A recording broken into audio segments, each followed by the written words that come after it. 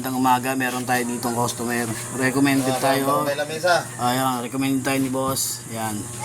Yung bossing ay taga Romblon pa, pero dito taga Romblon, pero taga rito na ako sa Lamesa. Dito siya namuhay sa Lamesa. Nakapangasawa siya ng magandang babae sa Lamesa. Maraming magagandang babae dito sa aming lugar, sa Kalamba, Laguna na, bossing. Marami, boss, marami. Yun. Bali meron siyang NMAX B2. Ang concern ni bossing, yung kanyang lever dito sumasagad na ganyan, sumasagad yan, sumasagad. Ngayon inayos namin, buti hindi papalitin yung kanyang repair kit, no. Bali nag DIY daw siya, tapos ang ginamit niya ay ito. Sabi ko hindi maganda to sa ABS, dapat ay hindi dapat .3, dapat ay .4. Ayan mga bossing, dapat .4.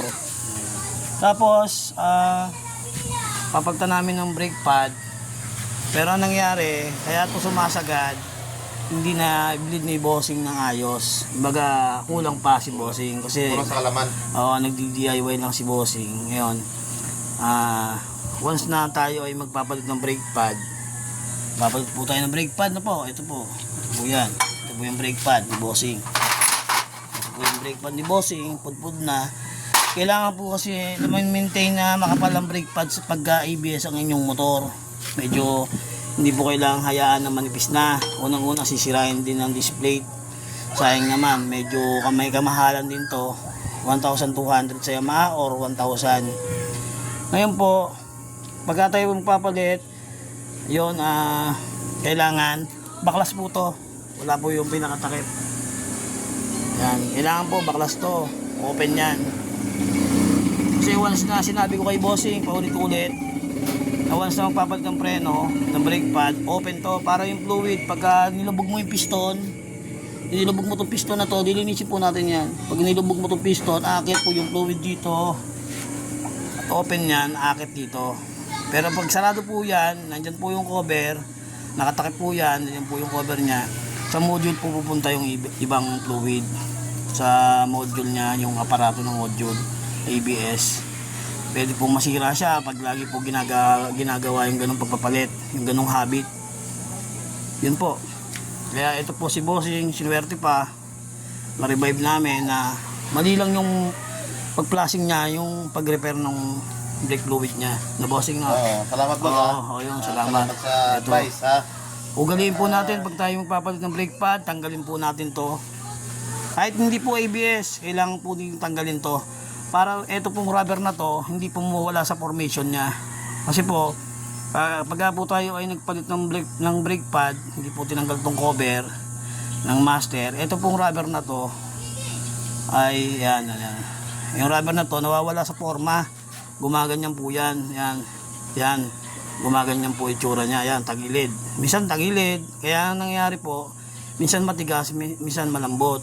Nawawala po sa formation. Ito po ay parang spring. Parang spring po sa fluid. Yan. Pagkaganyan po, manipis na ang pad. Pagkaganyan po itsura. Pero kalimitan po nangyayari po to kapag hindi nagtatanggal ng cover neto sa master, nagpalit ng brake pad, pinuwersa yung piston, pinalubog, umangat dito yung fluid, ito po itsura. Pero dapat po lagi pong ganyan yan. Yan, para nabalik. Yan po, parang spring po to na rubber. Yan po. Tapos buti, okay na. Papalitan na namin bagong brake shoe, okay na siya. Yung hulihan naman po, pinalitan na namin, Bendix. Ganun din. Kung ano po yung ginawa namin sa una, ganun po din sa huli. Pakapisin niya, bossing. Yan, hindi na nasagad. Yan. Pero konting-konti lang. Pero malakas na po yung preno. Lakas. Nagamit na po namin dyan yung fluid na .4. Yan po. Yan po. Maraming salamat po sa tiwala, bossing. Ay boss. Shoutout sa mga taga-Lamesa rider. Tsaka sa Romblon na po. Taga-Romblon. Ayun, si bossing. Shoutout sa inyo. Salamat sa nagtiwala sa atin si bossing. Ayan, salamat po. Ayan, tapos na tayo kay bossing. Tapos na, uuwi na si bossing. Front and rear, pinunta natin. Flashing ng brake fluid, .4, Bendix. Tamang tuning ng flashing ng brake fluid, ginawa natin. Yung alam nating tama. Hindi na tayo nagpalit ng repair kit sa una kasi na-revive naman, hindi na nasagad. Maganda na yung preno niya, malambot na, hindi na matigas. Ayan. Dito meron tayong gagawin ngayon dito. Nagpapautang si bossing ng pera, pero hindi tayo bibigyan. Recuerdo ibabae. Ayan. Papatay ng langis, Grabis to, Yamaha Grabis. Papasilbiti si bossing. Ayan. Papasilbiti.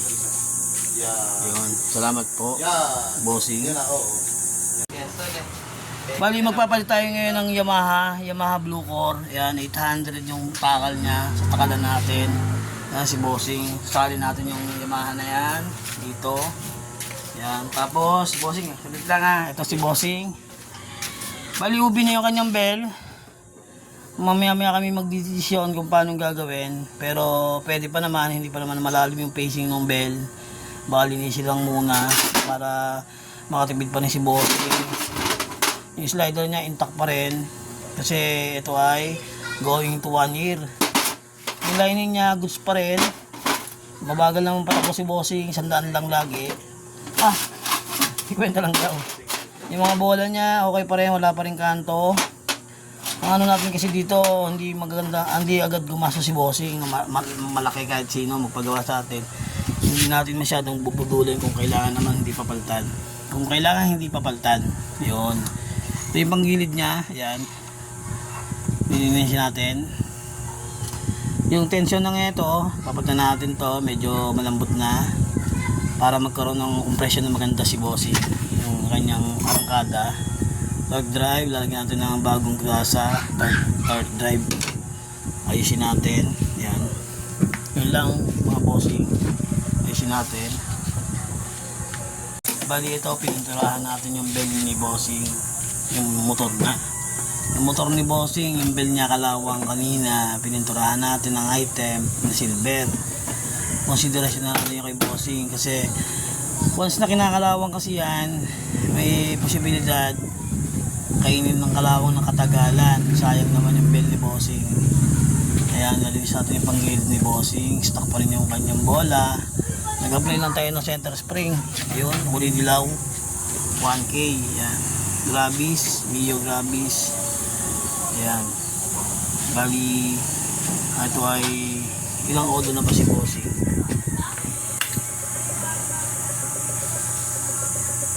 Ayan, 6,000. 6,000 lang yung kanyang odo. Maraming salamat kay bossing sa pagpunta, sa pagtitiwala sa atin. Ayan. Pag in-start mo yan, maganda na yung kanyang ikot ng kanyang CVT. Ayan, maraming salamat po. Ingat po. 4:45 PM. Naghabol si bossing Scoopy. 4:45 PM habol si bossing. Papapalit siya na ito. Genuine na Honda slider. Bubuksan ang panggilid. Na-check na rin. Ayan. Marami palang gagawin dito kay bossing. Shock. Papalitan yung kaliwa kasi local yung nabili ni bossing dati. Preno sa huli. Ito, drum brake. Honda. Saka yung una. Papalitan din natin. Scoopy. 125 to na bossing. Yata. Hindi ko alam eh. 125. Honda 115 o 125. Nakalimutan ko na. Pagod na si bossing. Melbs. Boss Melbs. Yan. Ayan, let's go. Gagawin na natin. Ito, bali, magpapalit tayo ng isang oil seal ng shock ng Scoopy sa front. Scoopy. Sira yung kanyang oil seal. Yan. Papunta natin to. Yan. Yung genuine ng ating gagamitin. Yan. Para matanggal na yung tagas. Yan. Ito, bali, kinabit na natin yung genuine na oil seal. Yan. Kinabit na natin. Ito yung ating puller. Yan. Oh. Ayun. Ito yung ating mahiwagang puller. Para mailagay ng ayos yung ating oil seal genuine. Yan. Na-intact na yan. Pinakita ko lang ang ating fabricated puller. Ayan. Yung iba, mag-DIY kayo ng ganyan para mapaganda yung lagay ng oil seal sa pinaka-proper na position ng oil seal. Yun.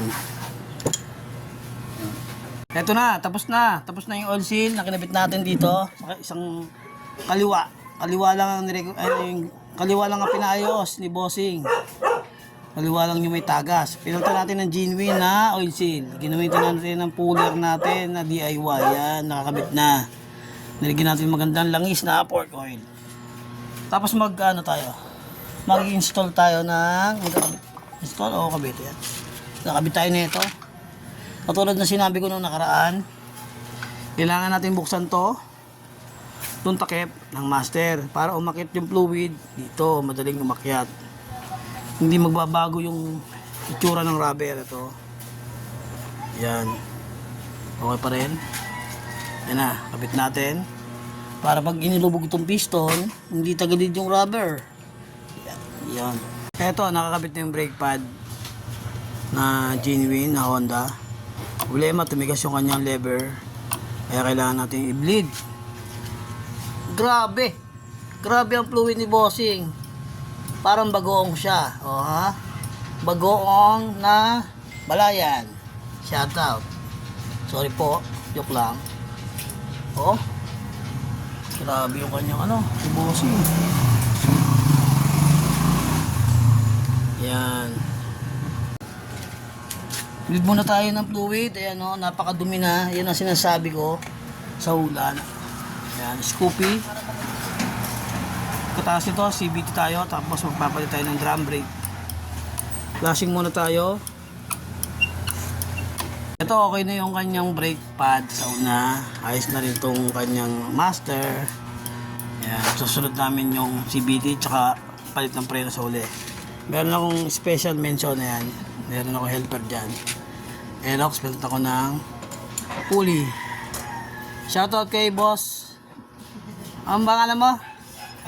Ivan. Si Ivan Magalona. Ayan. Ivan Magalona nga po. Ayan. Proper yan.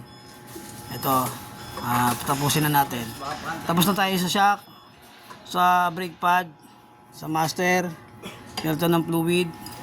Kasi kulay kulay brown. Yan, sunod na natin yung iba pa. Sa pagpapalit ng preno sa huli. Yan, tanggalin natin. Butin. Aray ko. Sakit. Disgrasya pa si Melvs, si Boss Melvs. Yan, napakahirap tanggalin ng hulihan ni Scoopy. Ginamitan natin ng mahiwagang puller. Hindi na natin na-videohan kasi ako lang mag-isa ang nagagawa. Ayan, mga bossing ko, mga boss. Gagamitin natin dyan yung magandang preno. Eto. Yan. Linisin natin. Nag-stack up siya ng kapraso. Kabit natin yan, boss. Ito, ginabi na tayo. Kasi mayroong dumating pang customer. Hindi na natin videohan. CBT na kami. Ito na. Paalam na tayo mga bossing. Magka-close na tayo. Scoopy. CBT. Change ng brake pad sa likod. Stack up ang panel arm. Yun. Shock. Brake pad, flashing ng fluid, yung iba pa. Salamat mga bossing, ride safe po.